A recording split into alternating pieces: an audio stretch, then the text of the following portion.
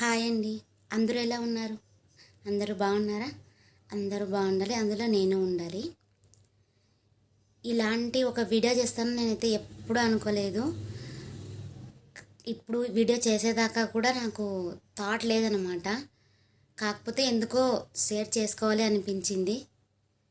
కొంచెం మనసుకి బాధగా అనిపించింది. నేనైతే ఈ వీడియో చేస్తున్నానండి.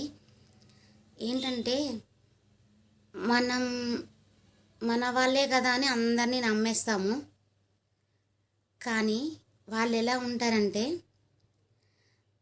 మన ముందు ఒకలాగా, మన వెనక మరోలాగా. ఏదైనా మనసులో ఉంటే డైరెక్ట్గా చెప్పేస్తే అక్కడికి అయిపోతుంది కదా. ఇప్పుడు నా వల్ల ఏదైనా ప్రాబ్లం ఉందనుకోండి, డైరెక్ట్ నాకే చెప్తే అది నాకు కూడా తెలుస్తుంది కదా, నా వల్ల ఓహో వీళ్ళకి ఈ ప్రాబ్లం ఉందా అని. అలా కాకుండా నా ముందు నటిస్తూ నా వెనుక నా గురించి చెడుగా చెప్పడం ఎందుకు? ఇదన్నీ అసలు ఏం లాభం వస్తుంది వాళ్ళకి ఇలా చెప్పడం వల్ల?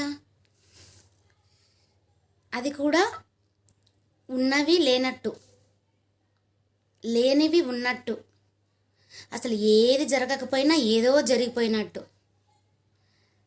కొంతమందికి వయసు పెరుగుతుంది కానీ బుద్ధి మాత్రం అస్సలు పెరగదు. ఎవరినైనా చూస్తే ఒక వయసు వచ్చిన తర్వాత వాళ్ళు ఇన్స్పిరేషన్గా ఉండాలి చిన్నవాళ్ళకి. ఓహో వాళ్ళు ఇలా ఉన్నారే, మనం ఇలా ఉండాలి అని మనకు అనిపించాలి ఎవరినైనా చూస్తే. నేను ఈ వీడియో ఎవరి కోసం చేస్తున్నానో వాళ్ళకి ఆటోమేటిక్గా అర్థమైపోతుందిలేండి. కాకపోతే మీరు కూడా మన వాళ్ళే కదా అని నమ్మారనుకోండి, ఖచ్చితంగా మీరు మోసపోవటానికి రెడీగా ఉన్నట్టు.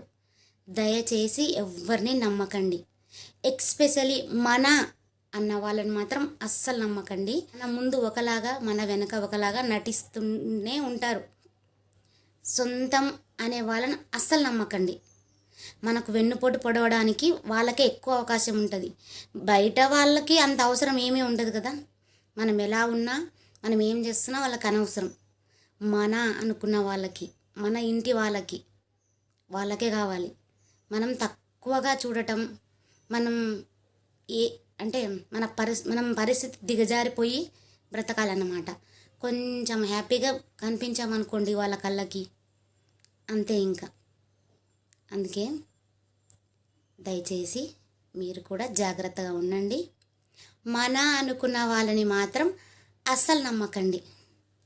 నేను చెప్పిన దాంట్లో ఏదైనా తప్పు ఉంటే ఒక చిన్న కామెంట్ చేయండి, కరెక్టా రాంగా నేను మాట్లాడింది అని.